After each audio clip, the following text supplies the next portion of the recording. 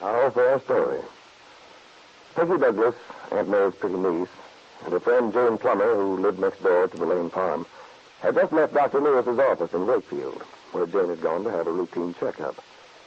Peggy had been waiting for Jane in the doctor's outer office when Kit Meade, Ben Calvert's daughter, had come in with a baby boy everyone believed to be her own. The sudden, unexpected meeting with the girl who had married Bill Meade had been a terrible shock, because only a few minutes before, goaded by Jane's accusations, Peggy had admitted that her none too well disguised indifference had been only a pretense, that in reality she still loved Bill. The ensuing conversation with Kit, coming so closely upon that admission, had left Peggy with a feeling of utter despair. Because Kit had told Peggy that she and Bill were not getting a divorce, had sneered at the paleness of Peggy's face, which followed this declaration. Now, as Jane and Peggy come into the late afternoon bustle of the little town. Peggy, you look as though you'd just seen a ghost. What did Kit Meade have to say? I might know it was something nasty, even if I couldn't see it in your face. Oh, what's the use of repeating what you said, Jane? It'll only make it more real. All right, Peggy. If you don't want to. I just thought it might make you feel better. Help you to get rid of it. Nothing can ever do that.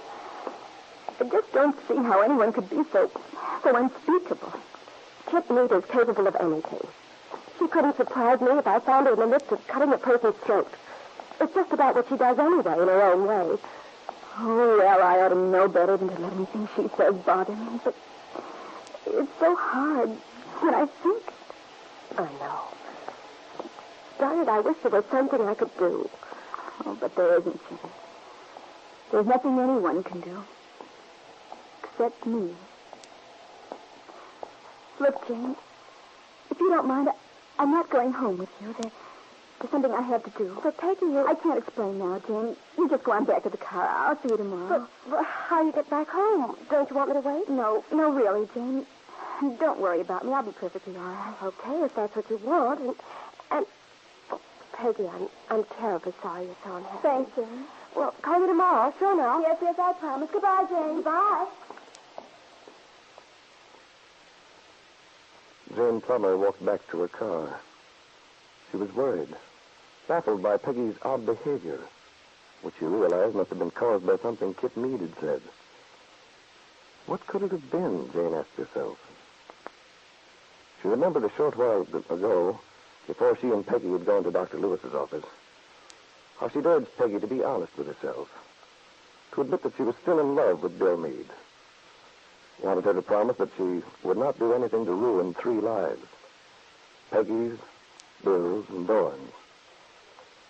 Peggy was so dejected and said it didn't make any difference if she did love Bill, because it was too late. Bill was married to Kit. Meanwhile, Peggy entered the lobby of the Brown Palace Hotel, went to the house phone in the corner, made a call. A few minutes later, Nicholas Dorn appeared, walked up to Peggy with a glad, welcoming smile. Peggy, this is certainly a nice surprise. Nick, What? Nick, I want to talk to you. You sound upset, darling. No, I'm not upset. Nick, let's get married right away. Right away? Yes, tonight. Please, Nick, I want to. Well, wait a minute, Peggy. I'm flattered and all that sort of thing, but what's the sudden rush? Don't tell me you've suddenly realized I'm indispensable to you. Don't joke, Nick. I'm very serious. Well, so am I, Peggy. There's something odd about your rushing in here out of the blue and wanting to plunge into matrimony as though you couldn't wait another minute. What's it all about? What goes on? Nothing. I've just decided there's no reason to postpone it. I've thought that all along. The point is, you haven't. Well, I do now. So... But, honey, even assuming it's a fine idea, and offhand I think it is, well, you know it takes a certain amount of time. Arrangements have to be made. Well, then how about this coming Monday? Well, it sounds wonderful to me, but how about your Aunt Mary and Lefty? Do they know about this? I'll tell Aunt Mary as soon as I get home, and you know Lefty, he'll be delighted. Yes, perhaps Lefty will. He's been rooting for our team all along, but it's not going to be very cheery news for Aunt Mary. I can't help that, Nicholas. And Mary and I have talked it over many times. She agrees that I have to do what I think is best. even if she doesn't approve. Besides, it isn't if we hadn't been engaged. Well, where do you want to be married, Peggy? Little church you and Aunt Mary go to? Looks charming from the outside. Oh, I don't care where we're married. You don't care? Why, of course you care. No, it doesn't make any difference. I thought that sort of thing was always important to girls. Remember, young woman, this, so far as I'm concerned, is going to be your first and last wedding. Might as well go to town with it. Bridesmaids, flowers, wedding cake, the works. Those things don't mean much to me, Nicholas. Honestly, I'd just as soon go to a justice of the peace. Look, this is supposed to be a happy occasion. Why are you so grim about it? I'm not grim. It's just that, well, those things don't mean much to me. I see. Well, where do we go for a honeymoon? I don't care. Not Niagara Falls, of course, but someplace nice. Might go to Chicago, stay at a hotel along the lake. Any place you say, Nicholas. Just let's get the whole thing over quickly. Get it over quickly?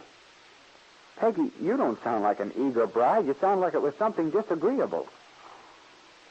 No, it's not that. It's just... There's something behind this sudden impulse. I think I've a right to know what it is, Peggy.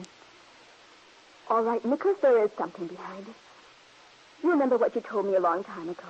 The only way I'd ever get myself out of this mess about Bill, the only way I could get over it would be to start a new life. Well, I've decided you were right.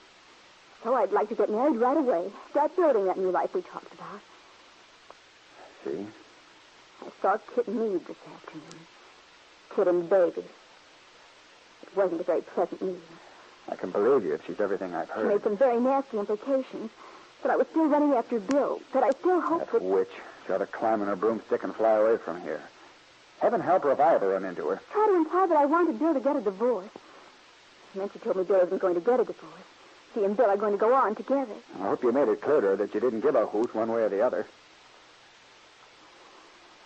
Well, Nick, I wanted to, but that's just it. It wouldn't be true, Nick. Because it does matter to me. It matters a lot. Oh. You see, that's what I mean. I realize now that I should have followed your advice earlier, that we should be married already. As you said, that's the only way to settle things. Then what you mean is you are still in love with Bill. Is that it? I don't know. But whatever the feeling is, I have to admit there's something there. I can talk to you about it, Nick, because our relationship is on a different basis. It always has been. Yes, it always has been. So, the sooner we get married, the better. In other words, Peggy, you want to be married to me in order to protect yourself from yourself. Yes.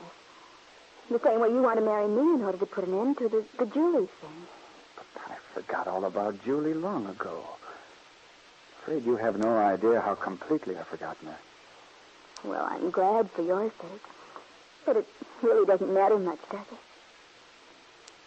Well, Peggy, I'm certainly glad you explained this all to me. Well, of course I would, Nicholas. That was part of our pact, wasn't it? That we'd always be honest with each other? Sure. Let's always be honest with each other. Why do you say it like that, so strangely? Well, you sort of knocked me for a loop today. Don't pay any attention to it. I'm sorry. I didn't think it would upset you. I thought you'd be glad. Yes, of course. It's all fine, Peggy. Wonderful. Ring out, sweet wedding bells. But, Nick, you sound so bitter somehow. No, Peggy, I'm not bitter. And you look so depressed, unhappy. Nicholas, what's the matter? Nothing, Peggy. Not a blessed thing. I'm getting just exactly what I asked for. Peggy studied Nicholas a moment. Started to say something, and then, thinking better of it, she rose to leave. She had no idea how Nicholas was feeling. For Nicholas Dorn was in the ironic position of being about to marry a girl he had originally wanted to marry, just because of the pleasant, companionable feeling he had for her. The girl he wanted to marry now because he was deeply in love with her. Could he live up to his side of the bargain, give her the sort of relationship she expected, impersonal, friendly, but unemotional? Should he back out now, before it was too late? Or should he go ahead